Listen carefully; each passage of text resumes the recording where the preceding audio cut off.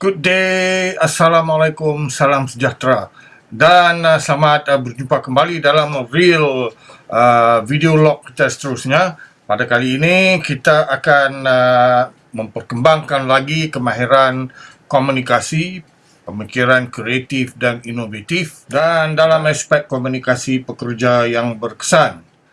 Jadi pendekatan kita dalam aspek bekerja hari-hari, kalau seboleh-bolehnya, kita naklah kerja yang kita lakukan ini berkesan, efektif dan mendapatkan hasil yang diingini. Di sebalik niat tersebut, kemahiran komunikasi ini adalah sesuatu yang penting. So, kita nak melihat perspektif dikatakan effective communications with employee, komunikasi pekerja yang berkesan. So, dalam perspektif komunikasi pekerja yang berkesan ini, pertama sekali yang kita kena ambil berat ataupun yang kita mesti hadapkan adalah penglibatan pekerja. Jika anda berkomunikasi selalu dengan pekerja-pekerja yang lain dengan cara yang positif, dengan cara yang berkesan, mereka ni akan lebih terlibat dengan pendekatan bekerja bersama kita dan amnya mempunyai sikap yang lebih positif terhadap diri kita dan tugasan yang perlu dilaksanakan. Jadi janganlah kita pula bekerja ni kita jadi introvert, kita tidak berkomunikasi dengan mereka yang lain. Kemudian kita pula mengasingkan diri seolah-olah kita ni diturunkan daripada generasi bangsawan dan seterusnya. Maka penting dia kata di sini penglibatan diri kita dengan mereka lain di dalam tempat kerja adalah kritikal. Dalam dia kata sini management FAD, FAD, management FAD ni mengatakan satu perspektif pertama sekali bila kita mula bekerja ataupun dalam kaedah kita bekerja, dia kata yang penting untuk kita membina adalah perhubungan profesional di antara diri kita dengan mereka yang berada di sekeliling kita. Jadi ini penting. Seterusnya dikatakan di sini dalam aspek komunikasi bekerja yang berkesan, konsistensi. Konsistensi dalam komunikasi biasanya bermaksud dua perkara, pengulangan dan kekerapan.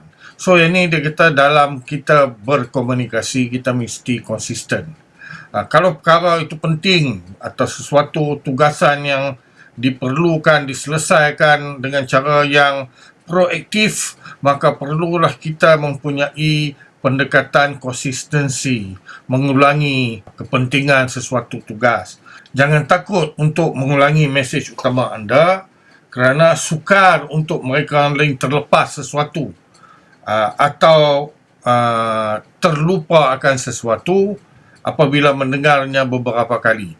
Jadi yang ni dalam pendekatan komunikasi. Kalau perkara penting, kerja-kerja yang kritikal yang perlu diselesaikan, maka perlu kita mengulangi daripada masa ke semasa, atau dalam bahasa yang lebih mudah kita peringat mereka yang lain, jangan tugas tersebut diabaikan.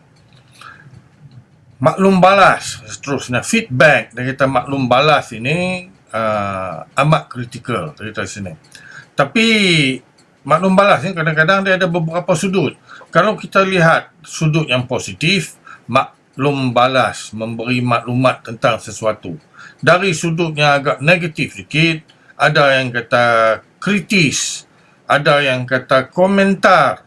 Jadi orang tak suka nak dengar tentang kritik ataupun komentar. Namun kalau kita kata maklum balas, memberi maklumat semasa, is okay, jadi benda yang biasa. Kita kena ingat komunikasi ialah dialog.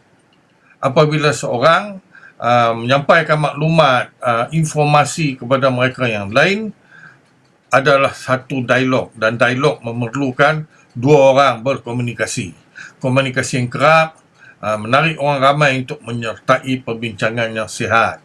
Selalunya menyatakan kebimbangan atau memberi maklum balas, maklumat yang terkini dalam sudut bekerja, dalam sudut menyelesaikan sesuatu tugas, ataupun maklumat yang terkini daripada pihak atasan.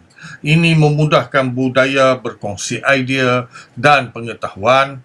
Kalau kita ada minat terbuka untuk menerima maklum balas.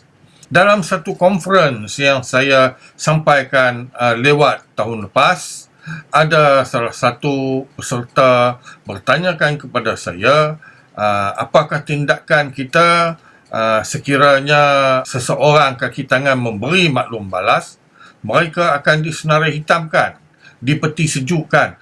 Ini adalah satu budaya korporat yang tidak sihat. Elakkanlah. Selalunya pihak-pihak pertengahan ni, penjelia ataupun pengurus ataupun eksekutif, pengurus senior management, apabila mendapat sesuatu maklum balas daripada kaki tangan, mereka tak berapa berkenan lah, kita tak berapa suka. Malah mereka mengambil tindakan yang tegas dari sudut blacklist, senarai hitamkan dan peti sejukkan. Malah ada juga agensi-agensi tertentu yang kita tak boleh tegur. Kalau kita tegur, mereka akan senarai hitamkan atau mereka akan menyusahkan kehidupan seseorang pekerja. Ini adalah satu budaya korporat yang toksik dan mereka mempunyai ramai kita di sini kaki tangan atasan yang perlu diubah persepsi dari sudut management dalam aspek employee engagement. Jadi seterusnya kita lihat daripada perspektif bina keberkesanan komunikasi. Seterusnya dikatakan memahami matlamat organisasi, understanding of organizational goals. Jadi kita komunikasi berkesan membantu kaki tangan memahami cara mereka boleh menyelaraskan aktiviti mereka selaras dengan keperluan matlamat organisasi. Ini selalunya kita akan lihat daripada sudut visi, daripada sudut misi organisasi, dan yang paling penting sekali dia kata di sini core values, nilai-nilai utama dalam kita bekerja. Ini yang dilekatkan di dinding-dinding pejabat, di dinding-dinding bangunan. Namun ia hanya menjadi satu poster saja. Tak ramai yang mengamalkan pendekatan tersebut. Kita kena ingat di sini, visi adalah pendekatan organisasi ke mana hala tuju organisasi tersebut. Di mana organisasi ingin berada 5 tahun daripada sekarang, 10 tahun daripada sekarang. Itu dia kata vision of organization, visi. Namun misi organisasi ataupun mission of organization adalah tindakan yang kita akan ambil, yang kita akan lakukan untuk sampai kepada visi tersebut. Dan core values ataupun nilai utama kita bekerja dalam sesebuah organisasi adalah nilai-nilai yang didukung dalam sesebuah organisasi. Nilai yang kita amati, nilai yang kita praktikkan semasa bekerja dalam organisasi tersebut. Kadang-kadang pelik juga kita tengok ada syarikat-syarikat, ada organisasi-organisasi yang besar, malah dia kata agensi-agensi kerajaan, mereka ada visi, mereka ada misi, mereka tidak ada nilai teras ataupun core values dalam organisasi tersebut. Yang ni yang banyak yang gelong dia kita di sini. Kita sambung seterusnya lagi dalam pendekatan mewujudkan komunikasi yang berkesan. Perubahan adalah satu-satunya yang konsisten. Tapi kita di sini persoalan dia, adakah anda mampu untuk menyesuaikan diri dengan perubahan mendadak? Kita kena ingat setiap kali ombak melanda, setiap kalilah pantai akan berubah. Bermakna kata kepimpinan dalam sebuah organisasi tak akan kekal sampai bila-bila. Mereka akan bertukar dari masa ke semasa. Chairman ataupun pengurusi akan bertukar. CEO akan bertukar. Sebab kadang-kadang bila kerajaan bertukar, maka bertukarlah dia kata sini kepala-kepala yang di atas ini. Jadi kita mesti harus sedar akan ada perubahan daripada sudut misi, pendekatan, sudut core values ataupun nilai-nilai teras dalam organisasi dari masa ke semasa.